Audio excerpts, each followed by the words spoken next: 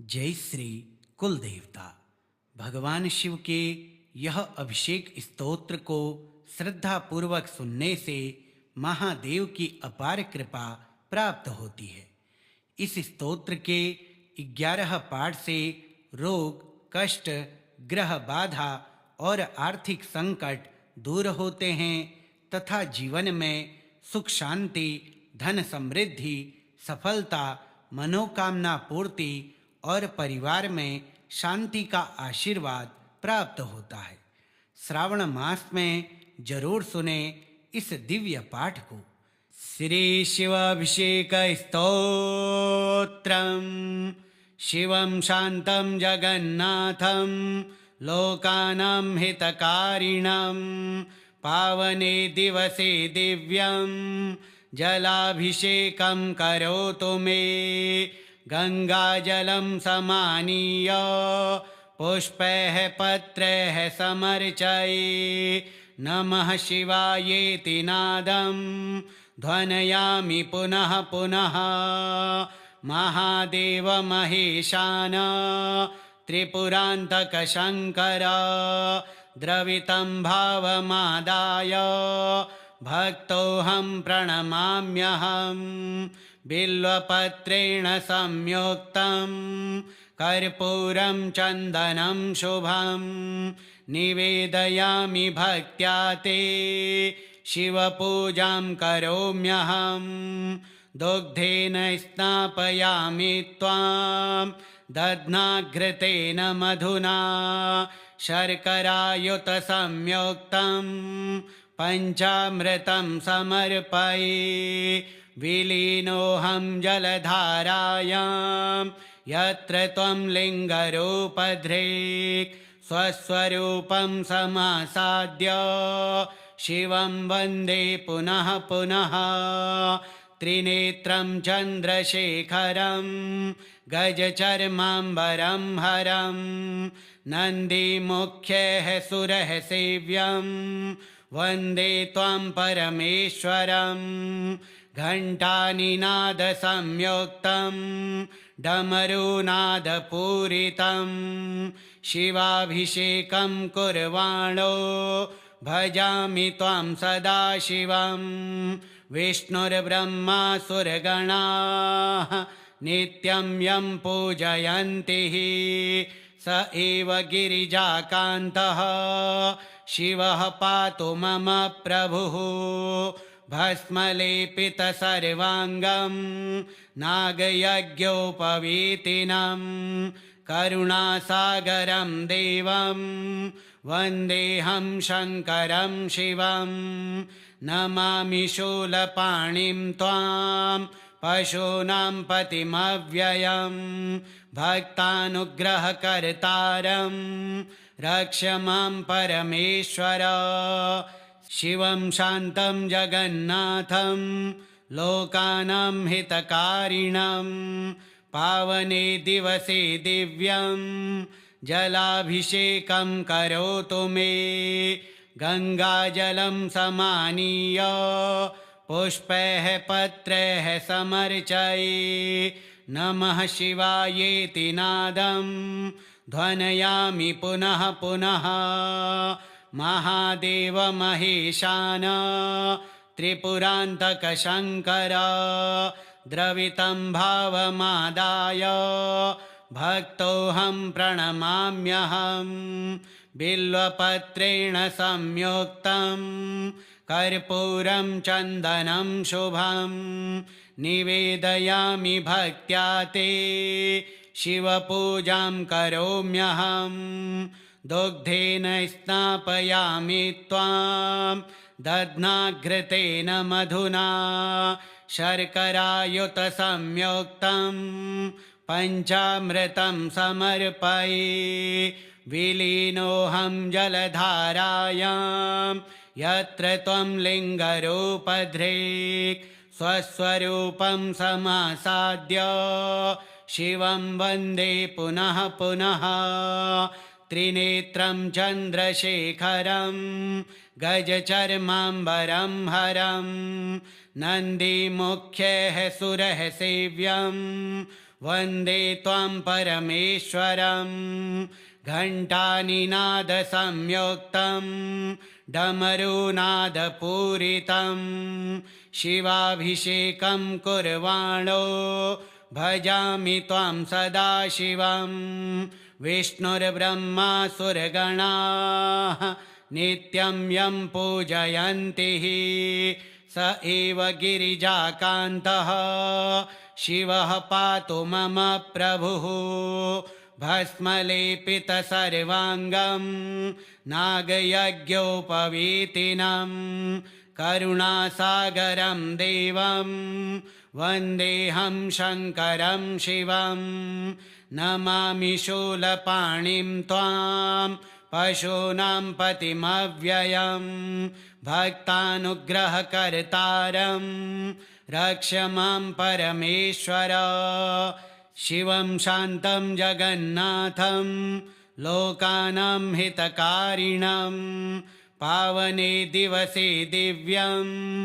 जलाभिषेकं करोतु मे गङ्गाजलं समानीय पुष्पैः पत्रैः समर्चये नमः शिवायेति नादं ध्वनयामि पुनः पुनः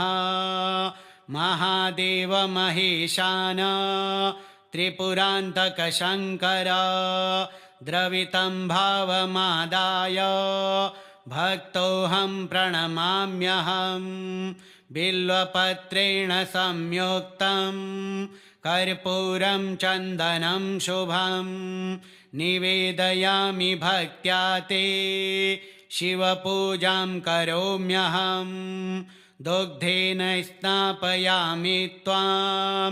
दध्नाघृतेन मधुना शर्करायुतसंयुक्तं पञ्चामृतं समर्पये विलीनोऽहं जलधारायां यत्र त्वं लिङ्गरूपधृक् स्वस्वरूपं समासाद्य शिवं वन्दे पुनः पुनः त्रिनेत्रं चन्द्रशेखरं गजचर्माम्बरं हरं नन्दीमुख्यैः सुरः सेव्यं वन्दे त्वां परमेश्वरं घण्टानिनादसंयुक्तं डमरुनादपूरितं शिवाभिषेकं कुर्वाणो भजामि त्वां सदाशिवं विष्णुर्ब्रह्मा सुरगणाः नित्यं यं पूजयन्ति स एव गिरिजाकान्तः शिवः पातु मम प्रभुः भस्मलेपितसर्वाङ्गं नागयज्ञोपवीतिनं करुणासागरं देवं वन्देऽहं शङ्करं शिवं नमामि शूलपाणिं त्वां पशूनां पतिमव्ययं भक्तानुग्रहकर्तारं रक्ष मां परमेश्वर शिवं शान्तं जगन्नाथं लोकानां हितकारिणं पावने दिवसे दिव्यं जलाभिषेकं करोतु मे गङ्गाजलं समानीय पुष्पैः पत्रैः समर्चये नमः शिवायेति नादं ध्वनयामि पुनः पुनः महादेव महेशान त्रिपुरान्तकशङ्कर द्रवितं भावमादाय भक्तोऽहं प्रणमाम्यहं बिल्वपत्रेण संयुक्तं कर्पूरं चन्दनं शुभं निवेदयामि भक्त्या ते शिवपूजां करोम्यहं दुग्धेन स्नापयामि त्वां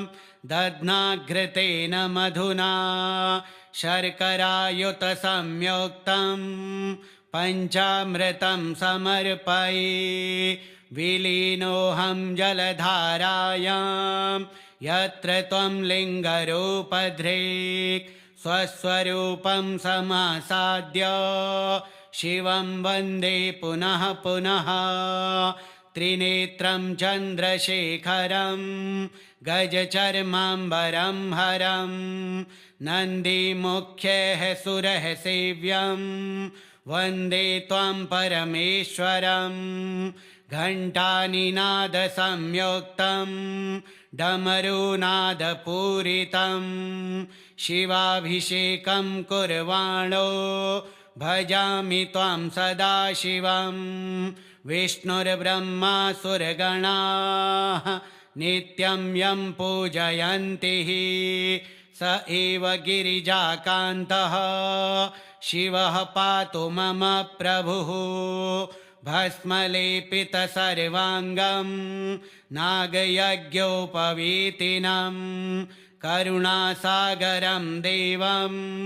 वन्देऽहं शङ्करं शिवं नमामि शूलपाणिं त्वां पशूनां पतिमव्ययं भक्तानुग्रहकर्तारं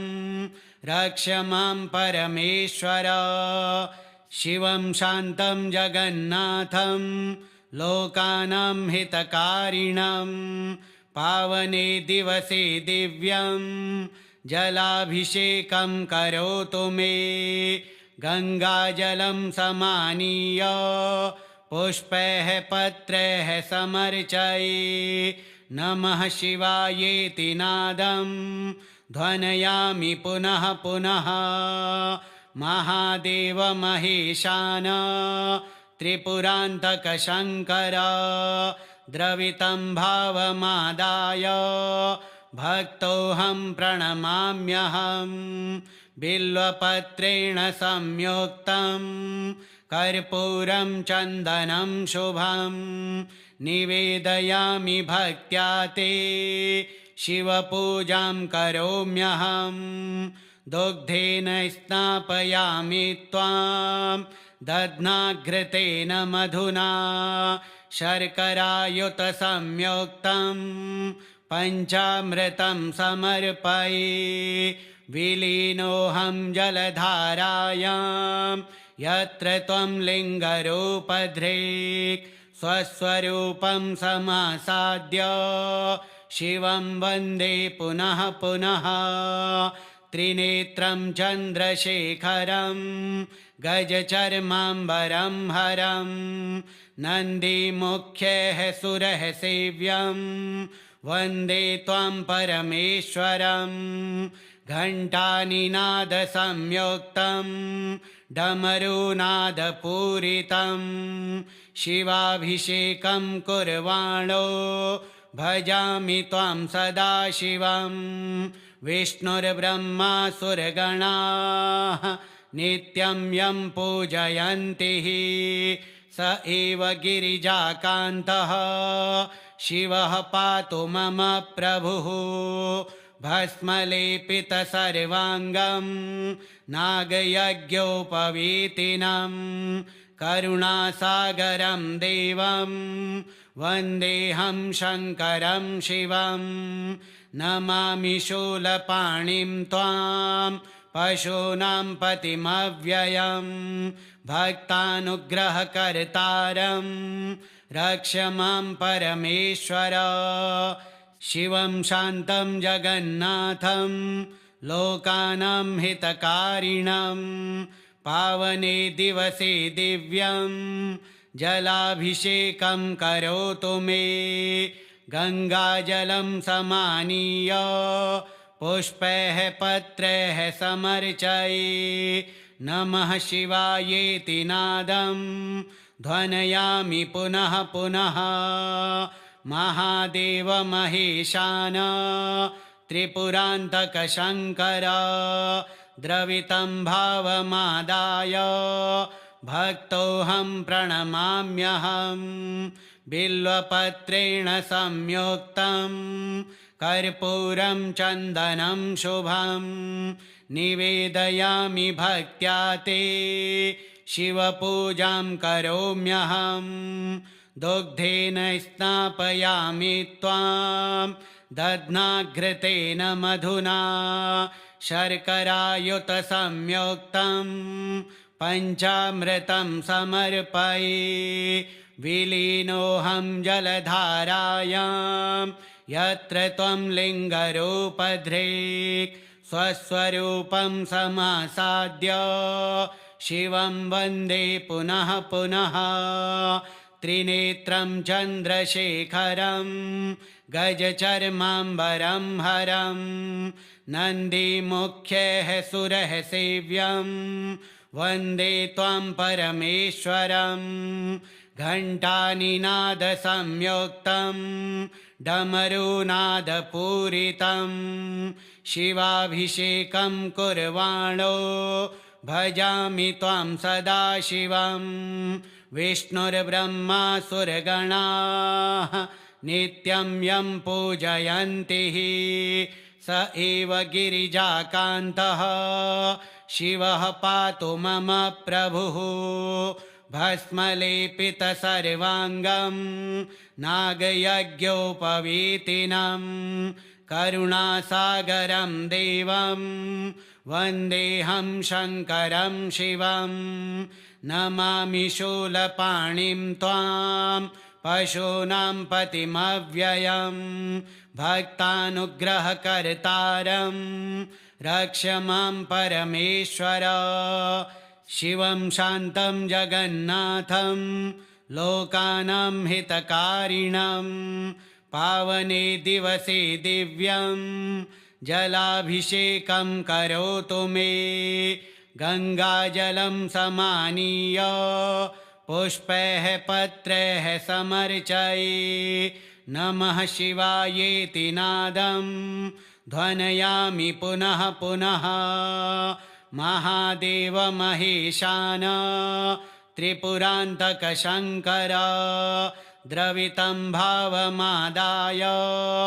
भक्तोऽहं प्रणमाम्यहं बिल्वपत्रेण संयुक्तं कर्पूरं चन्दनं शुभं निवेदयामि भक्त्या ते शिवपूजां करोम्यहं दुग्धेन स्नापयामि त्वां दध्नाघृतेन मधुना शर्करायुतसंयुक्तं पञ्चामृतं समर्पये विलीनोऽहं जलधारायां यत्र त्वं लिङ्गरूपधृक् स्वस्वरूपं समासाद्य शिवं वन्दे पुनः पुनः त्रिनेत्रं चन्द्रशेखरं गजचर्माम्बरं हरं नन्दिमुख्यः सुरः सेव्यं वन्दे त्वां परमेश्वरं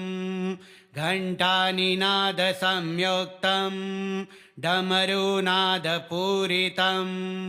शिवाभिषेकं कुर्वाणो भजामि त्वां सदाशिवं विष्णुर्ब्रह्मा सुरगणाः नित्यं यं पूजयन्ति स एव गिरिजाकान्तः शिवः पातु मम प्रभुः भस्मलेपितसर्वाङ्गं नागयज्ञोपवीतिनं करुणासागरं देवं वन्देऽहं शङ्करं शिवं नमामि शूलपाणिं त्वां पशूनां पतिमव्ययं भक्तानुग्रहकर्तारं रक्ष मां परमेश्वर शिवं शान्तं जगन्नाथं लोकानां हितकारिणं पावने दिवसे दिव्यं जलाभिषेकं करोतु मे गङ्गाजलं समानीय पुष्पैः पत्रैः समर्चये नमः शिवायेति नादं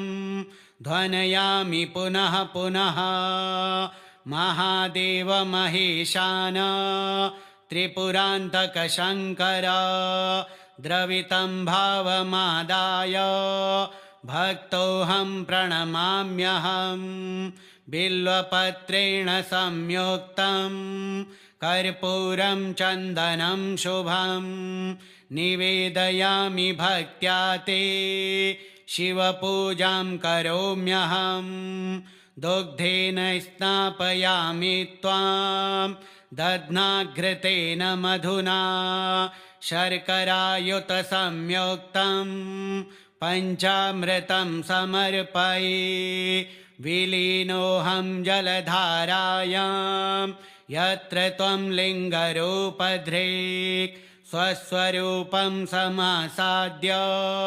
शिवं वन्दे पुनः पुनः त्रिनेत्रं चन्द्रशेखरं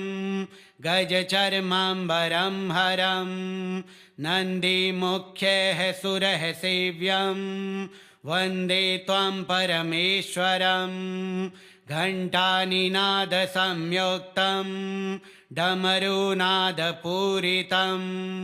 शिवाभिषेकं कुर्वाणो भजामि त्वां सदाशिवं विष्णुर्ब्रह्मा सुरगणाः नित्यं यं पूजयन्ति स एव गिरिजाकान्तः शिवः पातु मम प्रभुः भस्मलेपितसर्वाङ्गं नागयज्ञोपवीतिनं करुणासागरं देवं वन्देऽहं शङ्करं शिवं नमामि शूलपाणिं त्वां पशूनां पतिमव्ययं भक्तानुग्रहकर्तारं रक्ष मां परमेश्वर शिवं शान्तं जगन्नाथं लोकानां हितकारिणं पावने दिवसे दिव्यं जलाभिषेकं करोतु मे गङ्गाजलं समानीय पुष्पैः पत्रैः समर्चये नमः शिवायेति नादं ध्वनयामि पुनः पुनः महादेव महेशान त्रिपुरान्तकशङ्कर द्रवितं भावमादाय भक्तोऽहं प्रणमाम्यहं बिल्वपत्रेण संयुक्तं कर्पूरं चन्दनं शुभं निवेदयामि भक्त्या ते शिवपूजां करोम्यहं दुग्धेन स्नापयामि त्वां दध्नाघृतेन मधुना शर्करायुतसंयुक्तं पञ्चामृतं समर्पये विलीनोऽहं जलधारायां यत्र त्वं लिङ्गरूपधृक् स्वस्वरूपं समासाद्य शिवं वन्दे पुनः पुनः त्रिनेत्रं चन्द्रशेखरं गजचर्माम्बरं हरं नन्दीमुख्यः सुरः सेव्यं वन्दे त्वां परमेश्वरं घण्टानिनादसंयुक्तं डमरूनादपूरितं शिवाभिषेकं कुर्वाणो भजामि त्वां सदाशिवं विष्णुर्ब्रह्मा सुरगणाः नित्यं यं पूजयन्ति स एव गिरिजाकान्तः शिवः पातु मम प्रभुः भस्मलेपितसर्वाङ्गं नागयज्ञोपवीतिनं करुणासागरं देवं वन्देऽहं शङ्करं शिवं नमामि शूलपाणिं त्वां पशूनां पतिमव्ययं भक्तानुग्रहकर्तारं रक्ष मां परमेश्वर शिवं शान्तं जगन्नाथं लोकानां हितकारिणं पावने दिवसे दिव्यं जलाभिषेकं करोतु मे गङ्गाजलं समानीय पुष्पैः पत्रैः समर्चये नमः शिवायेति नादं ध्वनयामि पुनः पुनः महादेव महेशान त्रिपुरान्तकशङ्कर द्रवितं भावमादाय भक्तोऽहं प्रणमाम्यहम् बिल्वपत्रेण संयुक्तं कर्पूरं चन्दनं शुभं निवेदयामि भक्त्या ते शिवपूजां करोम्यहं दुग्धेन स्नापयामि त्वां दध्नाघृतेन मधुना शर्करायुतसंयुक्तं पञ्चामृतं समर्पये विलीनोऽहं जलधारायां यत्र त्वं लिङ्गरूपधृक् स्वस्वरूपं समासाद्य शिवं वन्दे पुनः पुनः त्रिनेत्रं चन्द्रशेखरं गजचर्माम्बरं हरं नन्दिमुख्यः सुरः सेव्यं वन्दे त्वां परमेश्वरं घण्टानिनादसंयुक्तं डमरूनादपूरितं शिवाभिषेकं कुर्वाणो भजामि त्वां सदाशिवं विष्णुर्ब्रह्मा सुरगणाः नित्यं यं पूजयन्ति स एव गिरिजाकान्तः शिवः पातु मम प्रभुः भस्मलेपितसर्वाङ्गं नागयज्ञोपवीतिनं करुणासागरं देवं वन्देऽहं शङ्करं शिवं नमामि शूलपाणिं त्वां पशूनां पतिमव्ययं भक्तानुग्रहकर्तारं रक्ष मां परमेश्वर शिवं शान्तं जगन्नाथं लोकानां हितकारिणं पावने दिवसे दिव्यं जलाभिषेकं करोतु मे गङ्गाजलं समानीय पुष्पैः पत्रैः समर्चये नमः शिवायेति नादं ध्वनयामि पुनः पुनः महादेव महेशान त्रिपुरान्तक शङ्कर द्रवितं भावमादाय भक्तोऽहं प्रणमाम्यहं बिल्वपत्रेण संयुक्तं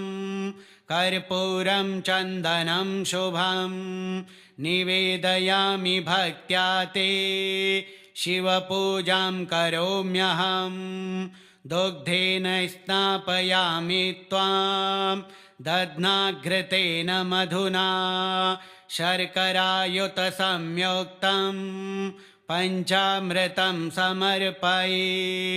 विलीनोऽहं जलधारायां यत्र त्वं लिङ्गरूपधृक् स्वस्वरूपं समासाद्य शिवं वन्दे पुनः पुनः त्रिनेत्रं चन्द्रशेखरं गजचर्माम्बरं हरं नन्दिमुख्यः सुरः सेव्यं वन्दे त्वां परमेश्वरं घण्टानिनादसंयुक्तं डमरूनादपूरितं शिवाभिषेकं कुर्वाणो भजामि त्वां सदाशिवं विष्णुर्ब्रह्मा सुरगणाः नित्यं यं पूजयन्ति स एव गिरिजाकान्तः शिवः पातु मम प्रभुः भस्मलेपितसर्वाङ्गं नागयज्ञोपवीतिनं करुणासागरं देवं वन्देऽहं शङ्करं शिवं नमामि शूलपाणिं त्वां पशूनां पतिमव्ययं भक्तानुग्रहकर्तारं रक्ष मां परमेश्वर श्रीशिवाभिषेकस्तोत्रं श्रीशिवार्पणमस्तु।